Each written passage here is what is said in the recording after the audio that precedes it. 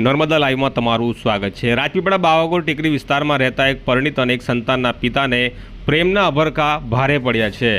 Rajpipla police મથકે નોંધાયેલી મારામારીની ફરિયાદની વિગતો મુજબ તારીખ 10 જુલાઈ 2026ના સાંજના સુમારે મદીના સોસાયટીના ગેટ પાસે મોપેડ ઉપર બેઠેલા તારીક અનવર અંસારી નામના પરિણીત યુવાન પાસે એ જ વિસ્તારમાં રહેતા 3 લોકો આવ્યા હતા અને તેમણે તેમની ભત્રીજી સાથેના કથિત પ્રેમ પ્રકરણ બાબતે ગાળો આપી ઝઘડો કરી ફરિયાદીને માથા તેમજ શરીરના ભાગે આડેધડ લાકડાના ફટકા મારી હાથની આંગળી અને પગના પંજાના હાડકાં તોડી નાખી ફ્રેક્ચર કરી નાખવા અંગેની ફરિયાદ રાજપીપળા પોલીસ મથકે નોંધાઈ છે। મળતી માહિતી મુજબ આ મામલે ઈજાગ્રસ્ત તારીક અંસારી હોસ્પિટલમાં સારવાર હેઠળ છે। ફરિયાદી પરિણીત અને એક સંતાનનો પિતા હોવાનું જાણવા મળે છે।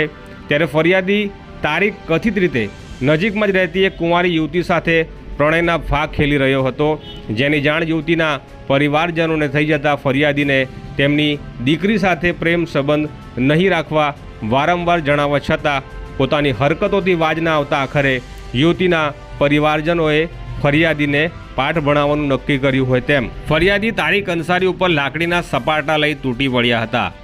આમ પરિણીત અનેક સંતાનનો પિતા હોવા છતાં કુંવારી યુવતી સાથે પ્રણયના ફાંક ખેલવા જતાં હવે ફરિયાદી હાથપગ તોડાવી દવાખાને ભેગા થઈ જવા પામ્યો છે। તો આ જ પ્રકારના ન્યૂઝ અને અહેવાલ માટે નર્મદા લાઈવની આ ચેનલ સાથે જોડાયેલા રહેજો।